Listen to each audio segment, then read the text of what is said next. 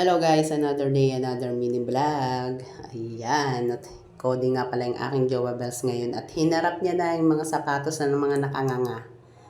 Ayan, pinagdidikitan niya na ngayon dahil kailangan kasi ng aking anak na grade 8 ngayon ang mga sapatos na running shoes dahil kailangan niya sa pagbabalibol. Yun kasi ang sports niya sa school. Talagang kumuha siya ng sports at volleyball nga yung nakuha niya. At syempre pwede pa naman yan. Talagang mapapakinabangan pa yung mga sapatos na yan. Mga nakanganga lang sila. Kaya pinagdidikitan niya na. Wala naman siyang gagawin.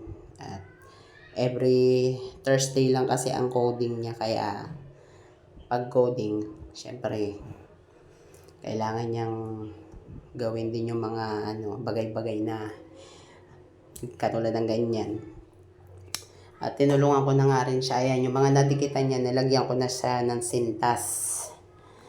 Ayan, pinagsisintasan ko na siya para medyo makatulong-tulong din, di ba?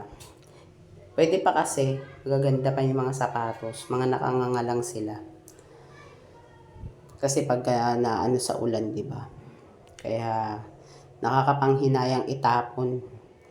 Mapapakinabangan pa. Ilan ding sapatos yan? Bali 5. 5 pares ng sapatos. Diba? Kung itatapon mo, sayang. Didikitan lang siya. Pandikit lang ang kailangan para magamit uli. At ayun, binibilad niya nga sa araw para mabilis matuyo. At para mabilis niyang madikit. Dahil may gagawin pa siya, mamaya magkakabit pa siya ng gulong ng kanyang tricycle. At ayan yung aking bunso. Panood-nood lang. Diba? Ayan. Sayang, mga original pa naman yung mga sapatos. Diba? Nakakapanghinayang. Hindi natin kailangan bumili ng bumili ngayon dahil kailangan natin ng magtipid. Dahil ang hirap ng pangkabuhayan showcase natin ngayon. Kailan natin maghigpit ng sinturon, guys. Diba? Kailangan natin yan. Dahil sa dami rin namin, diba? Kailangan konting tipid-tipid. Hindi pwedeng puro bili. Dahil walang pambili. Ayan, syempre tinulungan ko na rin siya.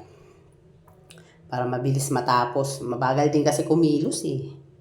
Parang akong naiinip. Nakakainip panoorin. Kaya tinulungan ko na lang rin siya.